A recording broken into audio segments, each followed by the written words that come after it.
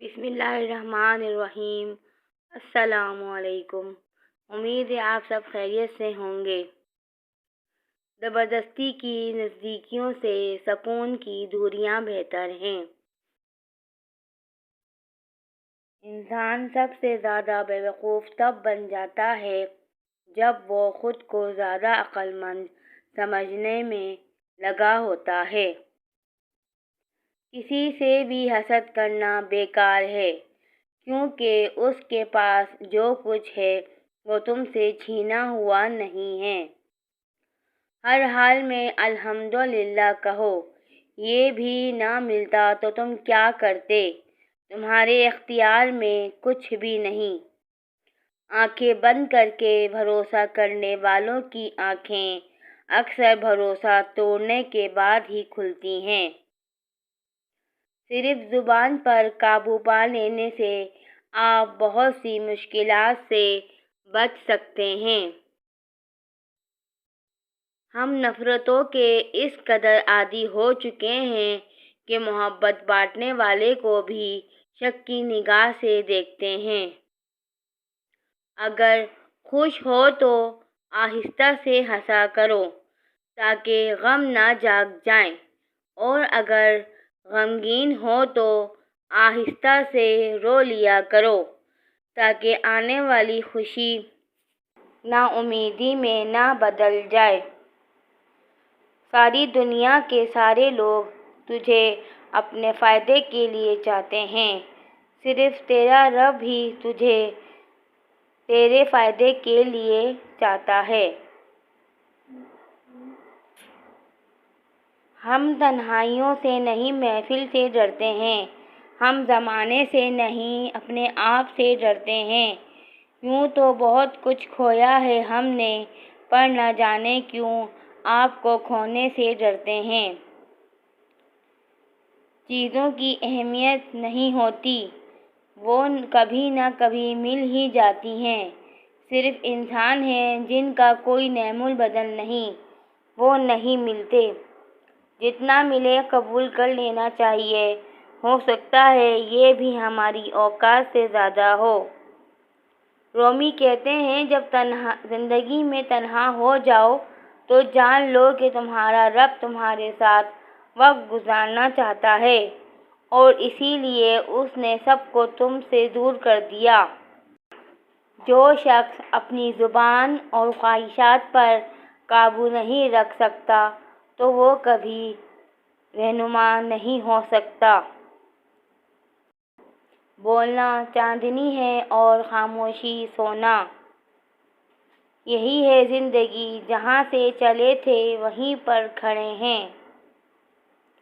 اگر آپ یہ سیکھ جائیں کہ کیا نظر انداز کرنا ہے تو زندگی خوبصورت بن جائے گی۔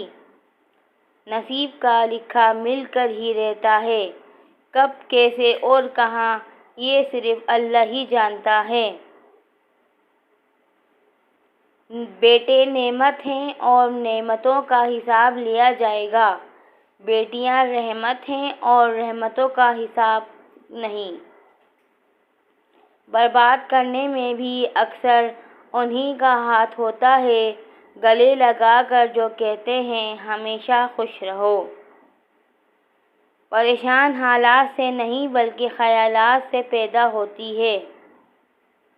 اللہ سے ہمیشہ خوبصورت گمان رکھو۔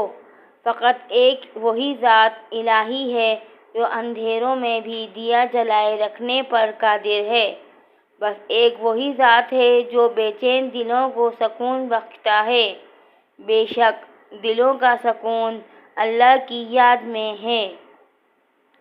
تلخ حقیقت: بیوی گھر میں اپنے شوہر کو علیحدگی پر مجبور کرتی ہے اور وہی عورت اپنے والدین کے گھر جا کر اپنے بھائیوں کو اکٹھا رکھنے کی تلقین کرتی ہے۔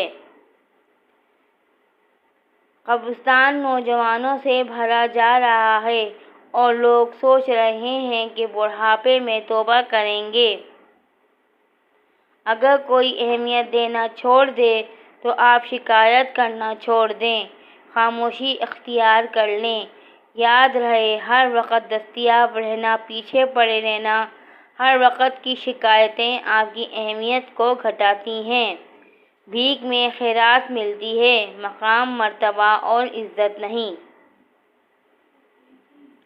لوگ کیچڑ سے بچ کر چلتے ہیں تاکہ کپڑے خراب نہ ہو جائیں، اور کیچڑ کو یہ گھمنڈ ہونے لگتا ہے کہ لوگ اس سے ڈرتے ہیں۔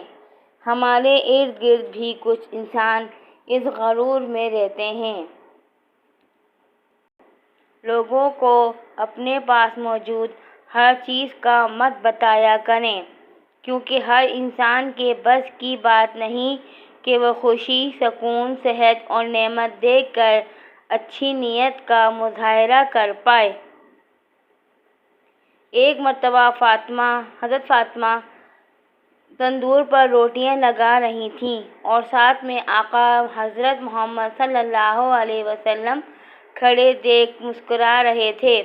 فرمایا، کیا ایک روٹی میں لگا دوں؟ پھر حضرت آپ صلی اللہ علیہ وسلم نے ایک روٹی تندور میں لگا دی۔ پھر فاطمہ رضی اللہ تعالیٰ عنہ نے کہا، بابا، روٹی تو پک ہی نہیں رہی۔ آپ صلی اللہ علیہ وسلم نے فرمایا کہ جس چیز کو میں ہاتھ لگا دوں اس پہ آگ حرام ہو جاتی ہے۔ میری ویڈیوز دیکھنے کا شکریہ۔ ویڈیو اچھی لگے تو لائک کریں اور چینل کو سبسکرائب کریں۔